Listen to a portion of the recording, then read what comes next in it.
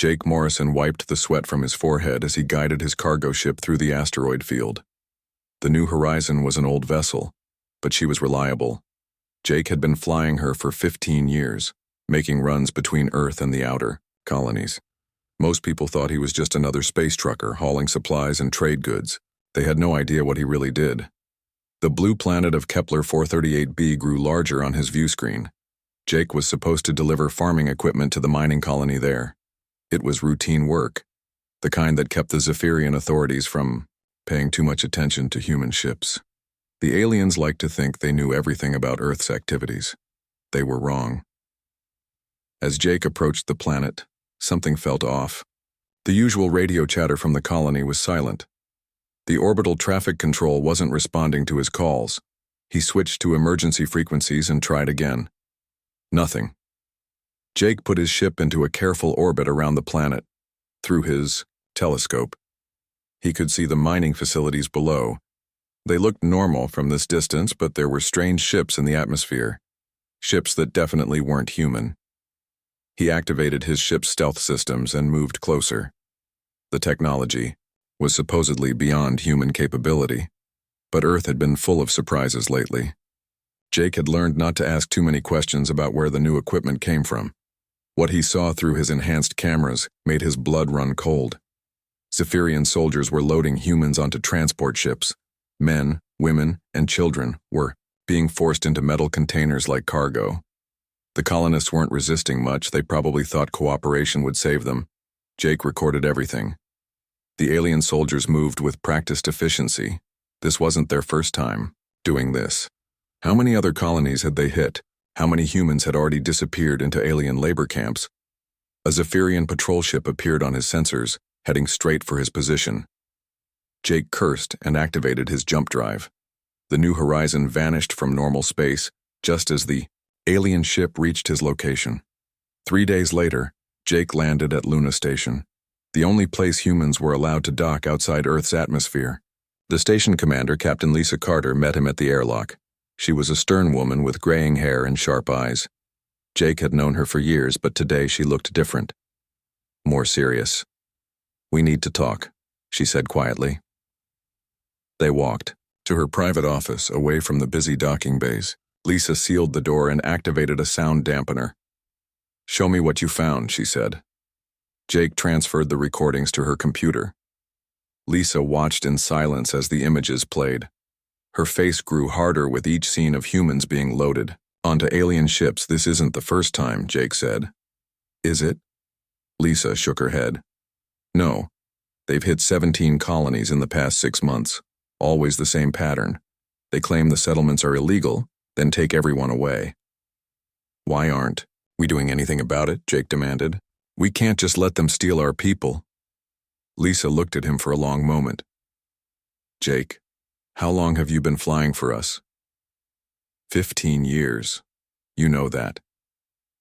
And in all that time, have you ever wondered why your ship has technology that supposedly doesn't exist, why your cargo manifest never matches what you're really carrying? Jake felt a chill run down his spine. "What are you saying?" Lisa walked to her window and looked out at Earth. The blue marble hung in space like a jewel, beautiful and peaceful. "The aliens think we're primitive. They think we're helpless. They've spent 50 years treating us like children who need their protection." She turned back to Jake. "They're wrong." Lisa pressed a button on her desk. The wall behind her slid away, revealing a hidden chamber. Inside, Jake could see star charts, military equipment, and screens showing data he didn't recognize. "Welcome to the real war effort, Jake," Lisa said. "Earth has been preparing for this day since the aliens first arrived. While they've been congratulating themselves on keeping us contained, we've been building something they never expected." Jake stared at the hidden room. "Building what?" "An army, a fleet, a weapon that will make them regret ever underestimating humanity." Lisa pulled up a holographic display. It showed the solar system, but not like any map Jake had ever seen. There were installations everywhere, hidden bases in the asteroid belt, shipyards on the dark side of the moon, weapons platforms scattered throughout the outer system. For 30 years we've been using their own arrogance against them, Lisa explained. Every time they dismissed us as too primitive to be a threat, we used that opportunity to build. Every time they ignored our activities because they thought we were harmless, we got stronger. Jake couldn't believe what he was seeing. How did you hide all this? Carefully. Very carefully. The aliens see what they expect to see. They think, our asteroid mining operations are just mining.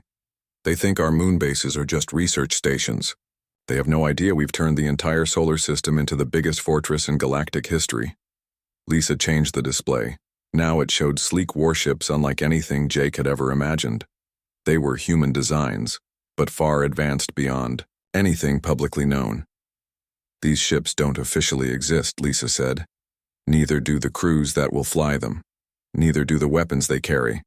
As far as the galaxy knows, Earth is still a quiet little world that keeps to itself. Jake felt overwhelmed.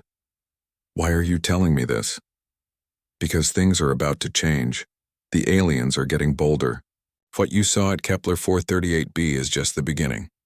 Intelligence suggests they're planning something bigger. Much bigger. Lisa's expression grew grim. Within the next few years, they're going to make their move against Earth itself.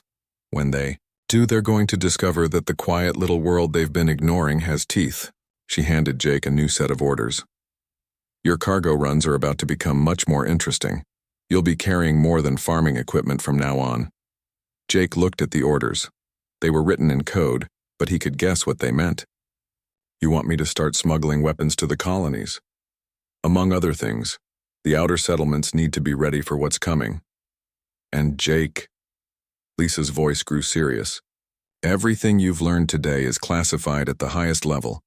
Not just for security, but for the safety of every human being in the galaxy. Jake nodded slowly. He was beginning to understand the scope of what Earth had been planning. How, long before it happens, Lisa looked back at Earth. Not long. The aliens think they have us figured out. They think we'll surrender without a fight when they finally decide to take over completely. She smiled, and it wasn't a pleasant expression. They're about to learn that silence doesn't mean weakness. Sometimes it just means you're waiting for the right moment to strike. Jake left Luna Station with his new orders and a head full of secrets. As the New Horizon jumped back into hyperspace, he looked at Earth one last time. It still looked peaceful and harmless. But now he knew the truth. Quiet little world was getting ready for war.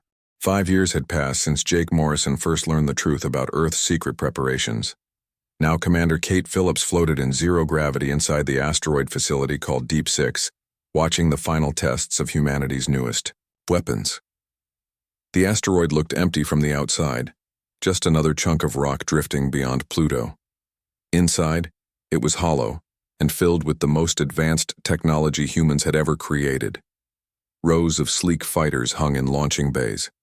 Massive cannons lined the walls, and in the center, the crown jewel of human engineering, quantum torpedoes that could tear apart alien ships at the molecular level.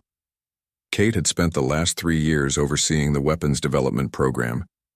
She was a former Air Force pilot who had been recruited into the Shadow Fleet project after proving herself in classified missions. Like many of the people working on Deep Six, her official records showed she had died in a training accident. As far as the galaxy knew, Kate Phillips no longer existed. Final test is ready, Commander, said her chief engineer, a brilliant woman named Dr. Amy Park. Target drone is in position. Kate nodded and activated the targeting system. On the main screen, she could see a mock-up of a Zephyrian battleship floating 1,000 kilometers away. The drone was built using stolen alien technology, making it almost identical to the real thing. Fire when ready, Kate ordered. The quantum torpedo launched silently through space.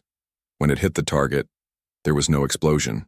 Instead, the drone simply came apart, its molecules losing coherence as the exotic matter containment failed. In seconds, a massive warship became nothing but scattered atoms. Perfect, Kate said quietly. How many more can we build? We have enough materials for 5,000 torpedoes, Dr. Park replied. each one guaranteed to destroy any known alien vessel. Kate smiled grimly. The aliens had made a crucial mistake when they shared their technology with human researchers years ago. They thought they were being generous, allowing primitive humans to study advanced science. They had no idea that human engineers were some of the best reverse engineers in the galaxy. Every piece of alien technology that came to Earth was taken apart, studied, and improved upon. Human scientists didn't just copy alien designs. They made them better. The quantum torpedoes were just one example. Human ships were now faster, more maneuverable, and more heavily armed than anything the Zephyrians had. Kate's communication system chimed. A priority message was coming in from Earth. She opened the channel and saw Admiral Lisa Carter's face on the screen. "Kate, we have a problem," Lisa said without preamble. "The aliens just made their boldest move yet." Kate listened as Lisa explained the latest intelligence. The Zephyrian Confederation had declared new protection zones that extended deep into human space. Worse, they were building permanent monitoring stations and had started taking humans for what they called biological research. "They're not even pretending to respect our sovereignty anymore," Lisa continued. Ambassador Kethvar gave a speech yesterday saying humans should be grateful for alien protection. He also warned that any resistance would be met with appropriate measures. Kate felt her anger rising. She had seen the reports from the research facilities. Humans were being experimented on like lab animals. Families were being separated, children were disappearing. "What's our response?" she asked. "We're moving to the next phase," Lisa said. "Operation Thunderstrike is now active. Start preparing your weapons for deployment." After the call ended, Kate gathered her senior staff. The asteroid facility had over 2,000 personnel, all officially dead according to public records. They were the best and brightest that humanity had to offer, working in secret to prepare for the coming war. "Orders just came down," Kate announced. "We're going active. I want all weapons systems ready for deployment within 72 hours. Her Weapons Chief Commander Ryan Blake raised his hand. "What about the intelligence mission to the Zephyrian research facility?" Kate had almost forgotten. Blake was scheduled to infiltrate one of the alien research stations, posing as a trade negotiator. It was a dangerous mission, but they needed to know exactly what the aliens were planning. "Mission is still go," she decided. "But we're moving up the timeline. You leave in 6 hours." Blake nodded. He was a former Special Forces operator who had volunteered for the most dangerous assignments. His cover identity as a human trade representative was perfect. The aliens would never suspect that the polite businessman was actually a highly trained spy.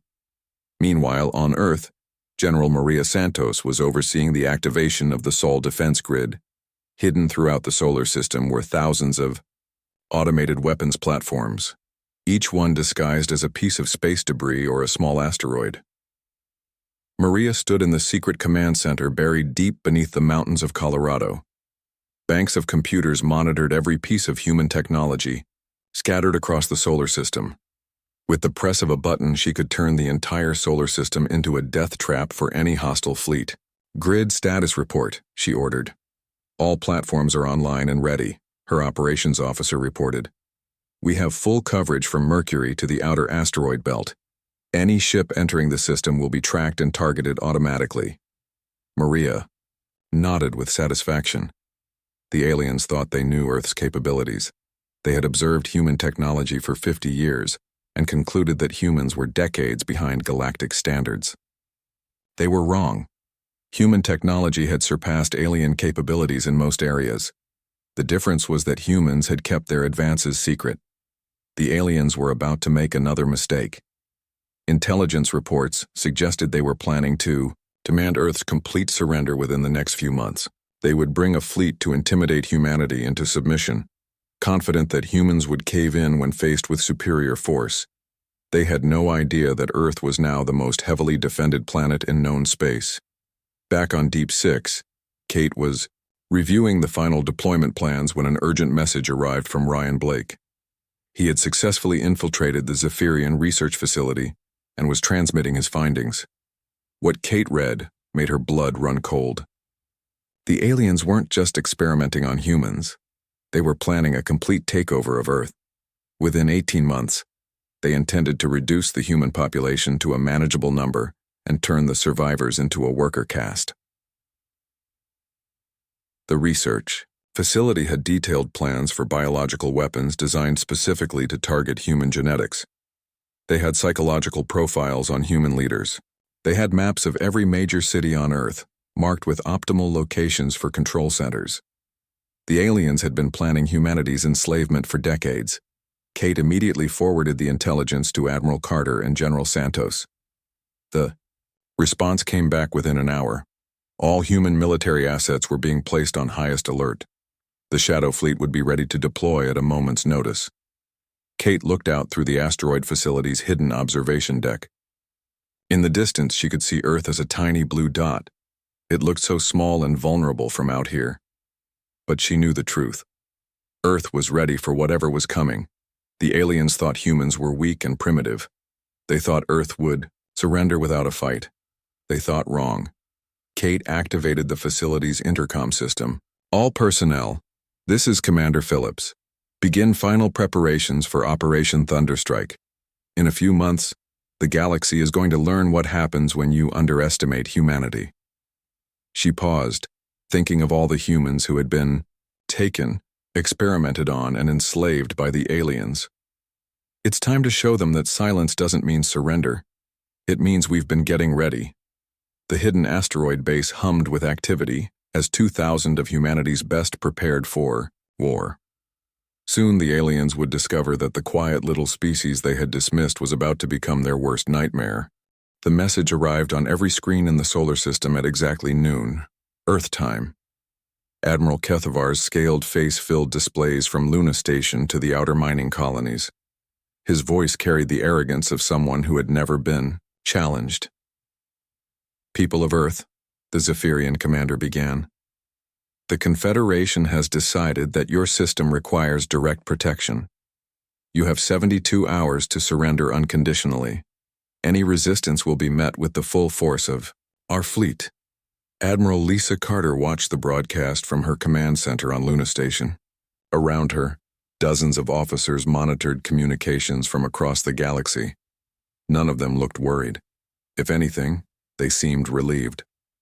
Finally, muttered Colonel Dan Murphy, her intelligence chief. I was getting tired of waiting. Lisa smiled slightly. After 50 years of preparation, humanity was ready for this moment. Send the activation signal to all assets, she ordered. Operation Thunderstrike is now live. Across the galaxy, the signal reached human agents who had been waiting years for this moment. Men and women who worked as miners, traders, and laborers suddenly revealed their true nature. They were soldiers, spies, and saboteurs who had been placed in position decades ago. Captain Jake Morrison received his orders while docked at a trading station in the Vega system. His cargo ship New Horizon looked the same as always, but hidden. Compartments now opened to reveal advanced weapons and military equipment. Jake's crew of 4 merchant sailors transformed into a special operations team. Target is the supply depot on Vega Prime, Jake told his team. Intelligence says it's the main fuel storage for the sector fleet. We take it out, and their ships won't be going anywhere. His weapons officer, Lieutenant Sarah Kim, checked her equipment. What about civilian casualties? There won't be any, Jake replied. The depot is automated. And Sarah? It's time to stop thinking of them as civilians. They're part of a system that's been enslaving our people for decades. Meanwhile, Ryan Blake was still undercover at the Zephyrian research facility. His fake identity as a trade negotiator had given him access to restricted areas. Now he activated the devices he had planted throughout the complex. The explosions weren't large, but they were precisely placed. The facility's communication array went down first, then the power grid, then the computer systems. Within minutes, the aliens' most important research center was completely cut off from the outside galaxy. But the real surprise was happening. In the labor camps where thousands of humans had been imprisoned, men and women who had seemed broken and defeated suddenly began fighting back with military precision. They had weapons hidden in supply caches. They had detailed knowledge of alien security systems, They had been waiting for this moment. Colonel Murphy coordinated the uprising from Luna Station. Camp 7 is secure, he reported to Lisa. Camp 12 has fallen. Camp 15 is under our control. Lisa nodded. The camps had been infiltrated by human agents years ago. People who had volunteered to be captured so they could organize resistance from within. It had been a costly strategy, but now it was paying off. The aliens had expected isolated acts of rebellion. Instead, they faced coordinated military operations across dozens of worlds. Their communication networks were jammed, their supply lines were cut. Their research facilities were destroyed. On Earth, General Maria Santos watched the alien fleet approach through long-range sensors. 300 Zephyrian warships were moving toward the solar system in perfect formation.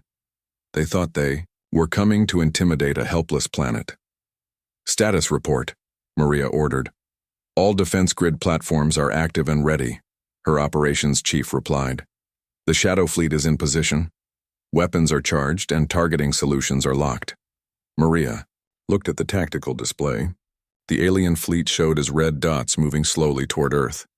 They had no idea they were flying into the most elaborate trap in galactic history. Hidden throughout the solar system, thousands of human warships waited in silence. They had been built in secret shipyards and crewed by people who officially didn't exist. For decades, humanity had been preparing for this moment. Dr. Alex Rodriguez monitored the weapon systems from his hidden laboratory. The quantum torpedoes were ready. The new plasma cannons had been tested and proven. Human ships now carried weapons that could destroy alien vessels with a single shot. All systems green, he reported to the fleet commanders. We're ready to show them what human engineering can do. The alien fleet reached the edge of the solar system and paused. Admiral Kethvar sent another message to Earth, his voice full of confidence. Humans of Earth, our fleet is now in position. You have 12 hours to respond to our demands. Surrender. Now, and your transition to Confederation protection will be peaceful. Lisa Carter opened a communication channel to all human forces. Her voice was calm and steady. All units, this is Admiral Carter. For 50 years we have endured their arrogance. For 50 years we have watched them treat us like children. For 50 years we have prepared for this day. She paused, looking at the tactical display showing the alien fleet. They think we're weak. They think we're primitive. They think we'll surrender without a fight. Today, we show them how wrong they are. Throughout the solar system, human crews made final preparations. On asteroid bases, weapons powered up. In hidden shipyards, launch doors slowly opened. On Earth itself, the population watched their leaders with trust and confidence. The aliens had made one crucial mistake. They had assumed that silence meant weakness. They had never considered that humans might use their dismissive attitude as camouflage for the largest military buildup in galactic history. Captain Kate Phillips, now commanding a squadron of the new Raptor-class fighters, checked her instruments one final time. Her ships were hidden in the asteroid belt, invisible to alien sensors. Around her, 11,000 other human vessels waited for the signal to attack. All pilots, this is Lightning Leader, she transmitted. In a few hours, we're going to change the balance of power in this galaxy. Remember what they did to our people. Remember why we're here. The alien fleet began moving toward Earth, confident in their superiority. 300 ships against one supposedly defenseless planet. It should have been an easy conquest. Admiral Kethvar didn't know that Earth had been tracking his fleet since it left Zephyrian space. He didn't know about the hidden weapons platforms. He didn't know about the secret shipyards. He didn't know that humanity had turned the entire solar system into a fortress. Most importantly, he didn't know that 12,000 human warships were about to decloak around his fleet. Lisa Carter looked at the countdown timer on her screen. 6 hours until the alien ultimatum expired. 6 hours until Operation Thunderstrike began. Send a message to all human forces, she ordered. Tell them it's almost time. Tell them that in 6 hours the galaxy will learn to respect humanity. She turned to her communications officer. And send a response to Admiral Kethvar. What should it say? The officer asked. Lisa smiled, and it was not a gentle expression. Tell him that Earth's answer is no, and tell him he's about to find out why that's the wrong planet to threaten. The message went out across space toward the alien fleet. In a few hours, Admiral Kethvar would receive humanity's response. By then, it would be far too late for him to change course. The silent world was about to roar. The asteroid belt had looked empty for decades. Zephyrian sensors showed nothing but rocks and ice drifting in the cold darkness between Mars and Jupiter. It was the perfect place to hide the largest fleet in galactic history. At exactly 1430, Earth Standard Time, massive doors opened in what the aliens thought were ordinary asteroids. Light spilled out into space as hangar bays revealed rows of sleek human warships. The Titan-class dreadnoughts emerged first, each one 3 kilometers long and bristling with weapons that didn't officially exist. Admiral Lisa Carter stood on the bridge of the flagship Sovereign Dawn, watching her fleet come alive around her. For 30 years, these ships had waited in darkness. Now they moved into formation with deadly precision. "All battle groups report ready," announced her fleet coordinator, Commander Steve Walsh. 12,000 vessels online and awaiting orders. Lisa looked at the tactical display. The Zephyrian fleet hung in space near Earth like a collection of toys. 300 ships against 12,000. It wasn't going to be a battle. It was going to be a demonstration. "Open a channel to Admiral Kethvar," she ordered. The alien commander's scaled face appeared on the main screen. His yellow eyes showed confusion as he stared at the massive human fleet that had appeared from nowhere. "This is impossible," he stammered. "Our intelligence reports showed no significant human military capability." Lisa's voice was calm and cold. "Your intelligence was wrong. For 50 years you've underestimated us. Today you learn the price of that mistake." She gestured to her weapons officer. "Fire at will." The first volley from the human fleet lit up space like a new star. Quantum. Torpedoes streaked toward the alien ships at impossible speeds. When they hit, the results were devastating. Zephyrian warships simply came apart as their exotic matter cores failed catastrophically. Admiral Kethvar watched in horror as his flagship's escorts vanished in silent explosions. "All ships return fire, target their command vessel." The alien. Weapons opened up, sending streams of plasma toward the human fleet. The attack struck harmlessly against energy shields that flickered like soap bubbles. Human defensive technology had advanced far beyond anything the aliens possessed. Captain Kate Phillips led Lightning Squadron in a precision strike against the alien command ship. Her Raptor fighters moved like deadly dancers through space, too, fast and agile for the Zephyrian point defenses to track. "Target their communication array," she ordered her squadron. "Let's see how well they coordinate without their command network." The Raptor fighters dove toward the massive alien flagship. Their plasma cannons fired in perfect synchronization, slicing through the ship's armor like it was paper. The communication tower exploded in a shower of metal and sparks. Commander Ryan Blake, now piloting the experimental fighter Razorwing, demonstrated just how much human technology had advanced. His ship phased in and out of normal space, appearing behind alien vessels to deliver devastating attacks before vanishing again. The Zephyrian pilots had never seen anything like human combat tactics. Their training was based on formation flying and overwhelming firepower. They had no experience fighting opponents who used speed, stealth, and precision strikes. "Break formation," Admiral Kethvar ordered desperately. "Scatter and regroup at Rally Point 7. But there was no escape. Human task forces had been positioned throughout the solar system, blocking every possible retreat route. Captain Morrison's stealth destroyers appeared behind the fleeing aliens, cutting off their escape to the outer system. "This is Jake Morrison to all alien vessels," came the transmission. "Surrender now and you will be treated according to galactic law. Continue fighting and you will be destroyed." Most of the Zephyrian ships were already too damaged to fight effectively. The quantum torpedoes had torn through their hulls and disabled their weapon systems. Some tried to surrender, broadcasting ceasefire signals on emergency frequencies. But Admiral Kethvar refused to give up.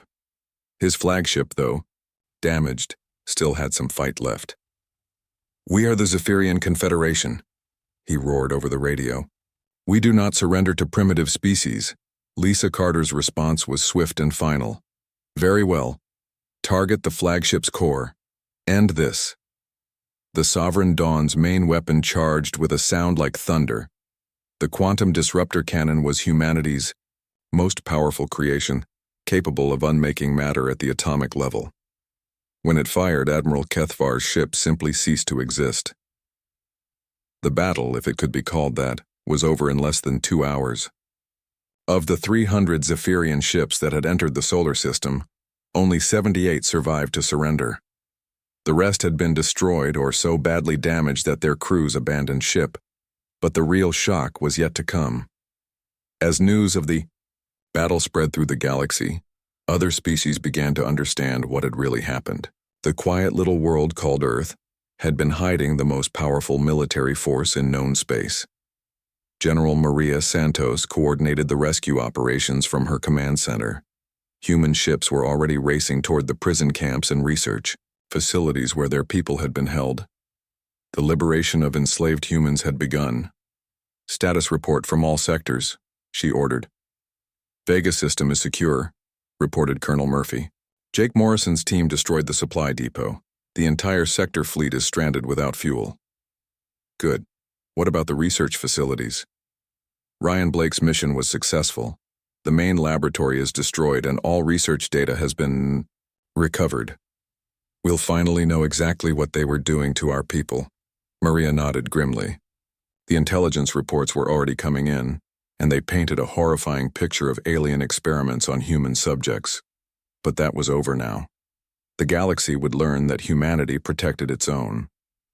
Dr. Alex Rodriguez monitored the weapon systems as the fleet began to secure the solar system.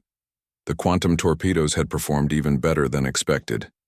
Human technology was now clearly superior to anything the aliens possessed. Casualty report? Lisa asked from the Sovereign. Done. Minimal, Alex replied. We lost 6 fighters and had damage to 3 destroyers. Total human casualties. 14 wounded, 2 killed. It was an almost impossible victory. 12,000 human ships had defeated a major alien fleet with barely any losses. The technological advantage was overwhelming. As the immediate battle ended, Lisa opened communications to the entire galaxy. Her message would reach every world, every species, every government in known space. This is Admiral Lisa Carter of the Earth Defense Force, she began. For 50 years, the Zephyrian Confederation has treated humanity as a lesser species. They have enslaved our people, stolen our children, and conducted illegal experiments on human subjects. The transmission continued, broadcast on all frequencies. Today, that ends. Earth is no longer a silent world. We demand the immediate release of all human prisoners. We demand reparations for the crimes committed against our people, and we demand a seat at the Galactic Council with full recognition of our sovereignty. She paused, letting the implications sink in. To those species who have suffered under Zephyrian oppression, Earth offers alliance and protection. To those who would continue the old ways, consider carefully whether you want to face the same fate as Admiral Kethvar's fleet. The message ended, leaving the galaxy in stunned silence. The balance of power had shifted in a single afternoon. Earth was no longer a backwater world to be ignored. It was now the dominant military force in known space. Captain Phillips led her squadron back toward the hidden asteroid bases. Around them, the massive human fleet began to disperse to new positions throughout the galaxy. Some ships would guard the solar system, others would escort rescue missions to liberated worlds, but many would take up new positions near former Zephyrian strongholds. The message was clear. Humanity was now a galactic power, and they intended to use that power to protect freedom and justice. The silent world had found its voice, and that voice was the thunder of 12,000 warships. 6 months after the Battle of Sol, the galaxy looked very different. News of humanity's overwhelming victory had spread to every corner of known space. The species that had cowered under Zephyrian rule were now looking to Earth for leadership and protection. Admiral Lisa Carter stood in the council chambers of Nexus Prime, the former capital of the Zephyrian Confederation. The building had once been a symbol of alien dominance over lesser species. Now it housed the new Galactic Assembly, with Earth's blue and white flag hanging prominently among the banners of 50 different worlds. The motion to establish the Human Commonwealth is approved, announced the Assembly President, a dignified woman from the liberated world of Kepler 442. Admiral Carter, would you like to address the Assembly? Lisa stepped to the podium, looking out at representatives from dozens of species. Many of them had been slaves or second-class citizens under the old regime. Now they were free peoples, choosing their own destiny. 6 months ago, this galaxy was ruled by fear, she began. The strong oppressed the weak. Technology was hoarded by the few while millions suffered in chains. That era is over. The Assembly listened in respectful silence. These beings had seen what human weapons could do. They had watched the mighty Zephyrian fleet reduced to scrap metal in a matter of hours. But more importantly, they had seen human ships arriving at their worlds not as conquerors, but as liberators. Earth offers a different path, Lisa continued. We believe that all intelligent species have the right to freedom and self-determination. We believe that technology should serve all peoples, not just the privileged few. We believe that the strong have a duty to protect the weak, not exploit them. In the audience, Ambassador Kate Phillips smiled with pride. She had been promoted from fighter pilot to diplomatic representative, helping to negotiate the treaties that were reshaping galactic civilization. The former Zephyrian territories had voted overwhelmingly to join the Human Commonwealth. The transformation had been remarkable. Worlds that had been strip-mined for resources were now being restored with human terraforming technology. Species that had been enslaved were now governing themselves. Children who had been taken for experimentation were reunited with their families. Captain Jake Morrison, now Admiral Morrison, commanded the Liberation Fleet from his flagship New Horizon 2. The name honored his old cargo ship, which had served humanity faithfully for decades before being retired to a museum on Earth. Status report from Sector 7, his communications officer announced. The rescue operation on Altair Prime is complete. We've recovered 800 human prisoners and freed over 10,000 alien slaves. Jake nodded. The liberation missions were ongoing throughout former Zephyrian space. Every week brought new discoveries of hidden prison camps and research facilities. The scope of alien cruelty had been worse than anyone imagined, but humanity's response had been swift and decisive. The Commonwealth fleet now numbered over 20,000 ships, with new vessels rolling out of expanded shipyards every day. Earth's technology was being shared with allied species, raising the standard of living across dozens of worlds. Dr. Alex Rodriguez had established the Commonwealth Science Institute on Luna, where researchers from multiple species worked together to advance knowledge and technology. The old system of technological hoarding was being replaced by open cooperation and shared discovery. The new quantum drive designs are ready for testing, he reported to the Commonwealth Council. With these improvements, travel time between distant worlds will be reduced by 70%. General Maria Santos oversaw the Commonwealth Defense Force from her headquarters on Earth. The planet had become the unofficial capital of the new galactic order, though the Commonwealth was careful to respect the autonomy of member worlds. Intelligence reports suggest some former Zephyrian commanders are trying to organize resistance in the Outer Rim, she informed the Council. Should we be concerned? Lisa considered the question. How many ships do they have? Maybe 50 vessels.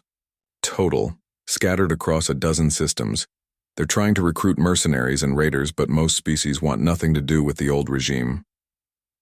Monitor the situation, Lisa decided. But don't overreact. We're not the Confederation. We don't rule through fear and oppression. If they want to live in exile on dead worlds, let them. If they attack innocent civilians, we'll stop them. The new approach was working. Species that had been enemies under the old system were now cooperating, peacefully. Trade flourished between worlds that had barely been allowed to communicate before. Scientific advances were accelerating as knowledge was shared freely. Commander Ryan Blake had been promoted to head of Commonwealth Intelligence. His mission was very different from the old spy networks. Instead of gathering secrets for advantage, he focused on protecting the Commonwealth from genuine threats while respecting the privacy of member worlds. We've identified 3 potential problem areas, he reported. The Andorian Empire is watching our expansion with concern. The Silicon Collective is interested in our quantum technology, and there are rumors of a new species in the far galactic rim that might be hostile. Lisa studied the intelligence reports. Earth's sudden rise to power had inevitably created new challenges. Some species were suspicious of human motives. Others were jealous of human technology. A few were actively hostile to the idea of any unified galactic government. "What's our approach?" she asked. "Diplomacy first," Ryan replied. "The Androians are worried we'll become as oppressive as the Zephyrians. We're sending Ambassador Phillips to negotiate a non-aggression pact and demonstrate our peaceful intentions." Kate was indeed preparing for her most important diplomatic mission yet. The Andorian Empire controlled a significant portion of the galaxy's outer rim. If they could be convinced to join the Commonwealth voluntarily, it would prevent a potential future conflict. "Remember," Lisa told her before departure, "we're not trying to conquer anyone. We're offering partnership and protection. If they say no, we respect that decision." Kate nodded. "What if they test our resolve? Then we show them the same thing we showed Admiral Kethvar, but only if they force us to." The Commonwealth fleet that escorted Kate to Andorian space was impressive but not threatening. 50 ships, including some of the new Explorer-class vessels designed for peaceful contact missions. The message was clear. Humanity came in strength, but not as conquerors. Meanwhile, on Earth, preparations were underway for the most important conference in galactic history. Representatives from over 100 species would gather to establish the new Galactic Constitution, a document that would govern relations between civilizations for generations to come. The old Zephyrian system had been based on the domination of strong species over weak ones. The new Commonwealth system would be based on equality, cooperation, and mutual respect. It was an ambitious goal, but one that humanity was determined to achieve. 5 years after Operation Thunderstrike, Admiral Carter stood once again on Luna Station looking out at Earth. The blue world still hung in space like a jewel, but now it was surrounded by the ships of 100 different species. Earth had become the center of galactic civilization. "Do you ever miss the old days?" asked General Santos, joining her at the observation deck. "When we were just the quiet little world that everyone ignored?" Lisa smiled. "Sometimes. It was simpler then. We only had to worry about protecting our own people. And now? Now we have to worry about protecting everyone. But that's what makes us human, isn't it? We don't just fight for ourselves, we fight for what's right." Maria nodded. "The aliens thought our silence meant weakness. They never understood that we were just preparing to be strong enough to protect not just ourselves, but everyone who needed protection." In the distance, a new ship was approaching Earth. It carried refugees from a world on the far edge of the galaxy, people who had heard about the Commonwealth and traveled thousands of light years seeking freedom and safety. "Think we can live up to their expectations?" Maria asked. Lisa watched the refugee ship being escorted safely to orbit by Commonwealth vessels. "We have to. The galaxy is counting on us now." The former silent world had become the voice of hope for billions of beings across the galaxy, and humanity was determined to prove worthy of that trust, no matter what challenges lay ahead in the vast darkness of space. Earth's silence had ended with the thunder of 12,000 warships. But the real victory wasn't the battle itself. It was what came after. A galaxy where freedom meant more than the right of the strong to oppress the weak, where technology served all peoples, and where the quiet species that everyone had underestimated became the guardians of peace and justice among the stars.